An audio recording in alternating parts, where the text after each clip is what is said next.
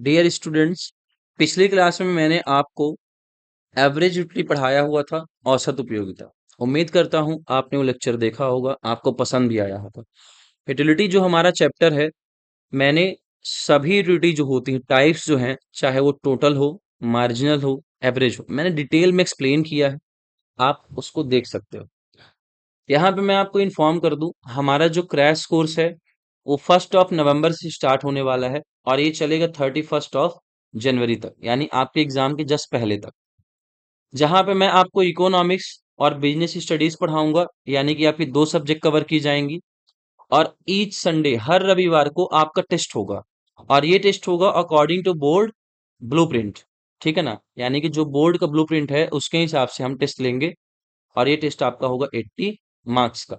यहाँ पे देखो नंबर दिख रहा हुआ है, नीचे स्क्रीन में भी नंबर चल रहा है, आप उसको देख मतलब कॉल कर सकते हो, उस पर आप मुझसे बात कर सकते हो। ठीक है, 3 महीने का पूरा रिवीजन भी हो जाएगा।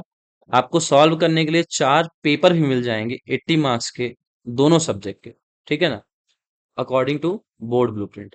चलिए देखते हैं यूटिलिटी का। आज का हमारा आखिरी टॉपिक है कि importance of marginal utility analysis, कि जो सीमांत उपयोगिता है उसका महत्व क्या है।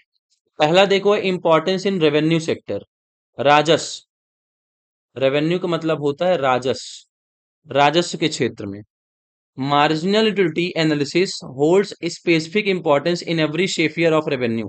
कहता है कि जो सीमांत उपयोगिता का नियम है, या फिर आपका सीमांत उपयोगिता के बारे में जो हम पढ़ते हैं, तो इसका सबसे महत्वपूर्ण जो उपयोग है वो कहाँ होता है? रेवेन्यू सेक्टर में, यानी कि राजस्व के क्षेत्र में। जैसे पब्लिक एक्सपेंडिचर, सरकारी व्यय क्या होगा, पब्लिक इनकम, सरकार की आय क्या होगी, इन सबको जब पता करना होता है तो हम मार्जिनल ड्यूटी यानी कि सीमांत उपयोगिता का हेल्प लेते हैं, मदद लेते हैं। ठीक है, तो पहला इंपॉर्टेंस हो गया रेवेन्यू सेक्टर में।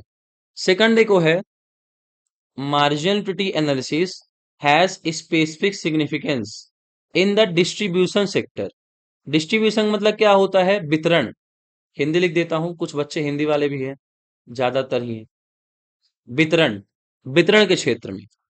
According to the theory of marginal duty, जो मार्जिनल ड्यूटी का सिद्धांत है, यानी कि सीमांत उपयोगिता का जो नियम है, incentive received by each factor of production, हर जो फैक्टर ऑफ प्रोडक्शन है यानी उत्पादन के साधन है, जैसे land, labour, capital, entrepreneur, organisation, तो इनको कुछ ना कुछ तो बदले में मिलेगा ही।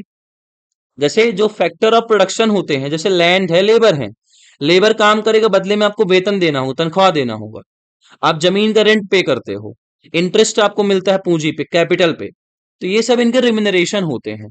तो आप इन्हें पे करोगे इक्वल टू इट्स मार्जिनलिटी, जितनी उनकी सीमांत उपयोगिता होगी उसी के बराबर आप उन्हें रिम्यूनरेशन, भत्ता, मजदूरी कह सकते हो, वो पे करोगे। And marginality of the factor signifies its marginality for the producer, कि प्रोड्यूसर के लिए ये उपयोगिता बताता है कि वो अपने उत्पादन के संसाधनों को कितना व्यय कर रहे हैं, कितना उस पे खर्च कर रहे हैं। तो दूसरा, वितरण के क्षेत्र में भी इसका महत्व होता है। तीसरा है कि जो मार्जिनलिटी है, इसेंशियल फैक्टर होता है डिटरमाइनिंग प्राइस, कीमत के निर्धारण में, कीमत निर्धारण।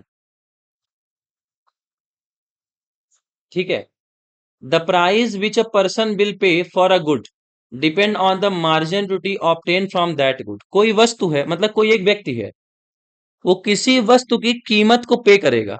जैसे मान लो आप शर्ट ही लेने गए, तो आप उसकी एक कीमत दोगे, तो आप उसकी उतनी ही कीमत दोगे जितनी आपको उससे मार्जिनल ड्यूटी मिलेगी। ऑब्टेन मतलब होता प्राप्त करना। जैसे मान लो आप दुकान में जाते हो, कोई कहता है कि ये शर्ट 700 रुपए का है, पर आपने कहा नहीं, मैं इसका 300 रुपए ही दूंगा, तो इसका मतलब आपको ये लग रहा है कि इस शर्ट की उपयोगिता 300 रुपए के बराबर ही है, इससे ज्यादा की नहीं है।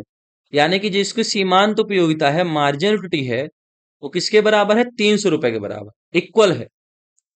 A consumer buys a good till the time up to which the marginality of the goods decline and become equal to the price paid for it. एक कंज्यूमर किसी वस्तु को तभी तक उपयोग करता है, तभी तक कंज्यूम करता है कि जब तक कि मार्जिनल यूटिलिटी उस वस्तु के कीमत के बराबर नहीं हो जाती।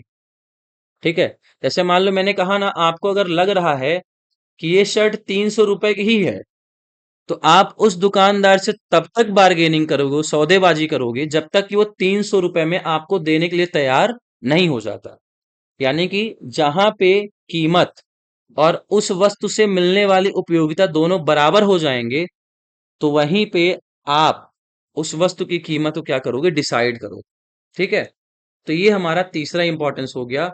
आखिरी है all the laws of consumption, उपभोग। उपभोग उपभोग के जितने भी नियम हैं वो सब मार्जिनल यूटिलिटी पर आधारित हैं, सीमांत उपयोगिता पर निर्भर करते हैं। All the laws of consumption, उपयोगिता के जितने भी नियम हैं या फिर उपभोग के जितने भी नियम हैं, such as law of diminishing marginal utility, सम सीमांत उपयोगिता नियम, लॉ ऑफ डिमांड, मांग का नियम, सेविंग ऑफ कंज्यूमर, उपभोक्ताओं की बचत, etcetera, are based on this concept. तो ये जितने भी नियम है, चाहे सम सीमांत उपयोगिता नियम हो, मांग का नियम हो, उपभोक्ताओं की बचत का नियम हो, ये सारे के सारे किस पर आधारित होते हैं, सीमांत उपयोगिता पर, यानी कि मार्जिनल यूटिलिटी पर आधारित होते हैं। In fact it was not possible to form these laws without marginal utility analysis. बिना सम सीमांत उपयोगिता नियम के इन नियमों को फॉलो करना, बना पाना असंभव था, पॉसिबल ही नहीं था। अगर मार्जिनल यूटिलिटी, सीमांत उपयोगिता के बारे में हमें नहीं पता होता, तो हम इनमें से कोई भी नियम नहीं बना पाते। फिर चाहे वो डिमांड का नियम हो, फिर चाहे बचत का नियम हो, चाहे सम सीमांत उपयोगिता नियम हो, या फिर उपयोगिता का ह्रास नियम। ठीक है, तो ये चार हमारे इंपॉर्टेंस हो गए। उम्मीद करता हूं आपको इंपॉर्टेंस समझ में आया होगा और यूटिलिटी पूरा का पूरा आप समझ गए होंगे, और प्ले लिस्ट बनी है, आप पूरा टॉपिक यूटिलिटी का समझ सकते हो। ठीक है, नेक्स्ट टॉपिक हमारा होगा लॉ ऑफ डिमिनिशिंग यूटिलिटी, उपयोगिता का ह्रास नियम। ठीक है, यहाँ पे जानकारी है, जो हमारा क्रैश कोर्स है, अगर आप चाहो तो आप ज्वाइन कर सकते हो। आपसे हम मुलाकात करेंगे नेक्स्ट लेक्चर। तब तक अपना ख्याल रखिए और अच्छे से पढ़ाई करते रहिए।